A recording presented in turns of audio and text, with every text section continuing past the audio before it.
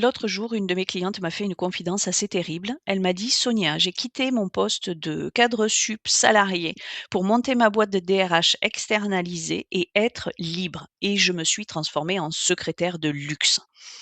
En fait, ces journées étaient complètement avalées par des comptes rendus, des slides à n'en plus finir et des emails administratifs. Alors aujourd'hui, je vais te montrer exactement comment on a inversé la vapeur.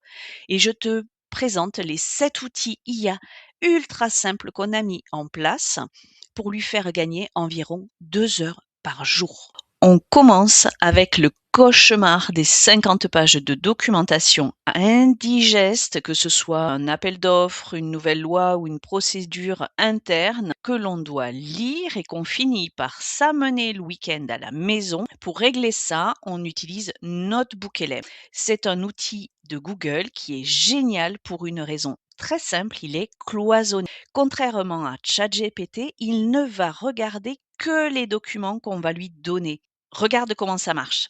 On va ouvrir notre notebook LM. Alors vous en faites pas, continuez jusqu'à la fin de la vidéo et vous aurez un lien vers un document gratuit où je vous mettrai tous les liens vers les documents, quelques astuces, voilà, quelques petits bonus pour vous aider à avancer. Je suis dans Notebook LM, je vais aller dans la partie centrale ici pour aller importer un fichier. Je vais aller chercher mon appel d'offres, mais ça pourrait être un contrat, ça pourrait être n'importe quel document. Dans Notebook LM, c'est encapsulé, donc c'est comme si j'avais un analyste qui va lire tout le document, là il est en train de le lire, et qui va m'aider à dialoguer avec. Donc là, il a lu le document, il me fait un petit résumé, c'est en effet un appel d'offres de l'entreprise Papeterie Solutions. Donc là, je vais pouvoir dialoguer avec mon document, je vais demander quels sont les 3 points les plus importants à respecter pour ce client. C'est une autre façon d'appréhender ces documents, de comprendre un document. Je vais dialoguer avec. Donc là, je vais lui demander les 3 points les plus importants, mais je pourrais lui demander quels sont les critères indispensables auxquels répondre pour être qualifié pour cet appel d'offres, quelles sont les compétences dont j'ai besoin, etc., etc. Au fur et à mesure de ma lecture, je vais pouvoir préparer ma réponse et ça va me faire gagner un temps fou. Normalement, j'aurais commencé à la page 1, page après page jusqu'à la page 50 avec 3 cafés pour pas m'endormir. J'aurais travaillé un petit peu sur mon appel d'offres et je serais revenue au document pour être sûre que je n'ai rien oublié, etc. Donc énormément d'allers-retours.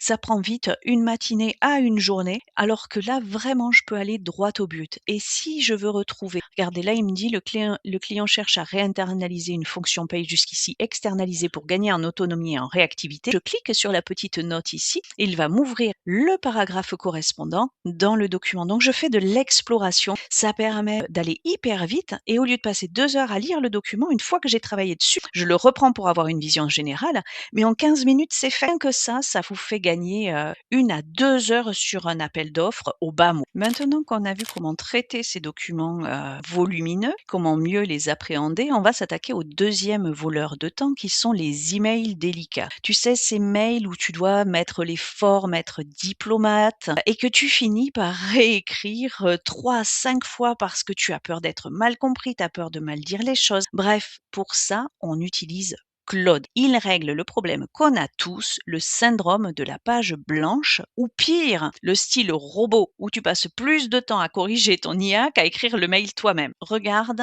je partage mon écran. Je dois faire un email à la direction au sujet d'un projet qui dérive complètement. Je suis très remontée sur ce projet. J'ai des notes comme ça sur un papier.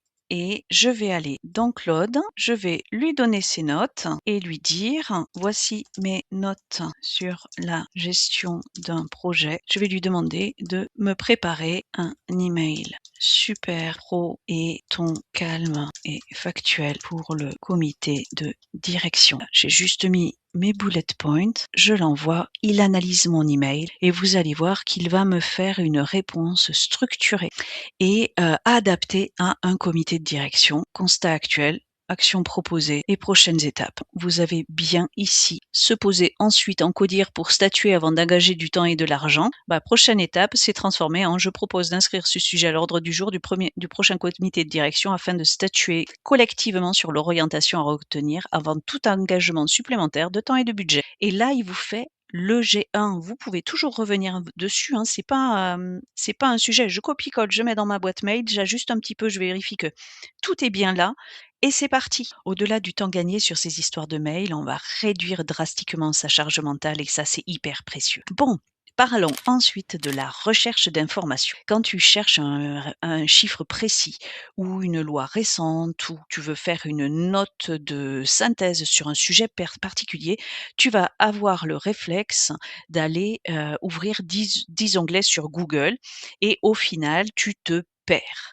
C'est là qu'intervient Perplexity. Google est un moteur de recherche, Perplexity est un moteur de réponse. C'est un moteur de réponse qui, en plus, va te citer ses sources. Allez, on regarde ensemble. Ma cliente devait préparer une note pour aider ses clients à mieux comprendre la nouvelle directive de transparence sur les salaires en 2026. Pour faire sa recherche, on est allé sur Perplexity. Si elle était allée sur Google, elle aurait ouvert 10 onglets, elle aurait lu des articles, jonglé avec 120 pages de pub. Là, elle a directement une note et surtout les liens directs avec les sources et des sources fiables. Et je peux aller dans l'onglet Liens pour ouvrir les documents et aller encore plus loin. Je continue à poser des questions, je donne mon contexte ou alors j'utilise les questions prédéfinies qu'il me suggère pour aller encore plus loin en fonction des documents qu'il a trouvés. Donc là, je gagne des heures sur mes recherches, sur mes analyses. Passons à un sujet qui fait mal à la tête, l'administratif que j'appelle d'expertise. Donc l'administratif juridique, l'administratif financier, l'administratif, voilà, tout ce qui fait appel à des notions d'expertise avancée. Et alors là, j'utilise ChatGPT. Oui, mais pas n'importe comment. J'utilise les GPT comme des spécialistes pour débroussailler le terrain. On y va. On va aller ici dans explorer les GPT. Les GPT, ce sont des mini-modèles entraînés sur un sujet particulier. Dans le cadre de ma cliente, elle avait fait elle-même ses conditions générales de vente sur son site et elle devait vérifier si elles étaient encore d'actualité. Donc, on est allé chercher ici CGV, un spécialiste de la relecture des CGV. Alors ici, j'ai un GPT sur les CGV, CGU générateurs. Je vais aller voir dedans. Alors là, il faut être honnête, on n'a pas grand moyen de savoir qui les a vraiment faits, à part si le créateur y met des informations.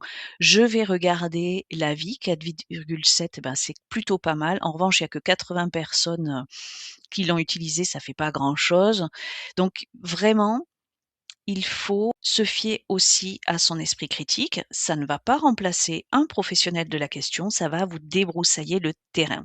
Donc, je vais démarrer un chat ici. Je vais lui donner, en cliquant sur le petit plus, je vais lui ajouter mes conditions générales de vente à moi et je vais lui demander de me faire une analyse critique. Et en fait, ça va me permettre de mieux comprendre ce qu'il y a à l'intérieur de mon document. Ce petit modèle, ce GPT, est spécifiquement entraîné pour analyser les conditions générales de vente. Donc, je vais regarder à chaque fois et là, je vais me dire, est-ce que je mets en place? Est-ce que je mets pas en place? Est-ce que vraiment ça suffit? Est-ce qu'il faut que j'aille consulter un spécialiste? Alors, vous avez des GPT pour la rédaction des contrats, pour l'analyse des comptes. Vous avez des GPT pour tout. Maintenant, passons à un cas très concret. Tu dois finir une proposition commerciale, il est tard, ben oui, tu es entrepreneur, tu fais ça à 22 heures après avoir couché les gosses. Et il te manque une photo professionnelle, une belle image pour illustrer tes slides. Et tu pas envie de mettre une photo d'une banque d'images vue 1000 fois, de t'assurer que elle est bien libre de droit, etc. L'astuce ici, c'est d'utiliser Gemini Nano Banana avec ta propre photo. C'est parti, on le fait ensemble. Alors, on a ouvert Google Gemini. N'oublie pas, en fin de vidéo, je te mets le lien avec tous ces outils pour que tu sois pas perdu. On a ouvert Gemini et ici, on va aller dans les outils et on va cliquer sur créer une image. Je vais ajouter ma photo et on va faire très simple, hein, ma photo de profil LinkedIn. Hop, je l'ai là et je vais lui dire la personne est dans un bureau devant son ordinateur portable, sereine, bureau moderne et chaleureux et je vais lui demander de me générer une photo dans ce contexte-là. Donc là, au bout de quelques secondes, il est en train de charger la photo. Voyons ensemble le résultat. Ah voilà, C'est parfait. Je n'ai plus qu'à télécharger la photo en cliquant en haut à droite, de manière à récupérer la photo. Puisqu'on parle de présentation et de proposition commerciale, attaquons le gros morceau, la création des slides. On a tous passé des soirées à aligner des zones de texte sur PowerPoint. Tout ça, c'est fini grâce à Gamma. Regarde ça, je crois que je déteste tellement faire des slides que je pense que c'est mon préféré. J'ai préparé ce que je veux mettre dans ma proposition commerciale, encore faut-il qu'elle soit bien présentée. Alors je vais créer une présentation Gamma. Ici, je vais sélectionner Créer et je vais générer un texte à partir d'un texte que je vais coller. Je veux une présentation. Je vais chercher dans mon document Word ce que j'ai préparé pour mon atelier. Je vais le coller ici dans mon Gamma et je vais lui demander de me générer un texte. Alors j'ai préparé ce que je voulais dire. Je peux lui demander de préserver le texte ou de le condenser. Ici, le petit truc magique, c'est que je peux gérer un thème à moi, donc plus besoin de sélectionner mes couleurs, ma typo d'écriture. Tout sera déjà fait et je vais sélectionner des images générées par IA en demandant un style réaliste, hautement détaillé. Voilà, je m'en tiens là. Il va générer des images IA en rapport avec mon thème et en rapport avec le texte. Donc je vais générer ma présentation et vous allez voir, c'est absolument dingue. Donc n'oubliez pas les heures que vous passiez à préparer vos slides et là regardez ça, hyper pro, ça fait tout en moins d'une minute. Illustration libre de droit comprise et c'est beau. Et voilà, ma présentation est faite. Il est en train de me charger des images. Je vais vous montrer ça après. C'est super. Eh bien, je vous propose d'ajouter une photo que je vais aller chercher dans mon dossier de téléchargement. Et c'est la photo qu'on a créée tout à l'heure ensemble. Ma proposition commerciale est terminée. Je peux la relire, je peux la modifier, je peux changer le texte à l'intérieur. Et vous voyez, il est 18h30 et ma cliente peut aller chercher ses jumeaux chez sa nounou sans se dire qu'elle va passer la nuit pour faire une présentation parce que vraiment la qualité, elle est au rendez-vous. C'est juste super pro. J'adore cet outil et je suis super contente de le partager avec vous. Enfin, le dernier outil, celui qui sauve votre déjeuner entre collègues ou votre séance de sport par exemple. Vous finissez une réunion avec un client, il est midi, tout le monde raccroche, les autres partent déjeuner et vous, il vous reste encore à rédiger le compte rendu et le plan d'action. Vous en avez encore pour une bonne heure. Eh bien, je vous montre où cliquer quand vous organisez une réunion pour que tout ça se soit fait automatiquement. On regarde ça tout de suite. J'ouvre mon agenda, je sélectionne un horaire, j'ajoute une visioconférence, je vais dans les paramètres et ici, j'ai enregistrement de réunion. Donc, je peux avoir la transcription de réunion, l'enregistrement de réunion et je peux aussi prendre des notes, générer une synthèse de la réunion dans un nouveau document. Enregistre. À la fin de la réunion, chaque invité aura sa synthèse directement dans sa boîte mail. Au final, tu vois, c'est pas de la magie et c'est pas non plus de la technologie complexe. C'est juste le bon outil au bon endroit. Si tu additionnes les gains sur la lecture, la rédaction, la recherche, les slides, on arrive très vite à récupérer 2 heures par jour. Pour t'aider à passer à l'action, j'ai regroupé ces 7 outils dans une checklist PDF très simple. Je t'ai même ajouté quelques petites astuces pour chaque outil dans ce document. Le lien est juste en dessous dans la description, c'est cadeau. Et dis-moi en commentaire lequel de ces outils te soulagerait le plus aujourd'hui. J'ai vraiment hâte de te lire. À très vite.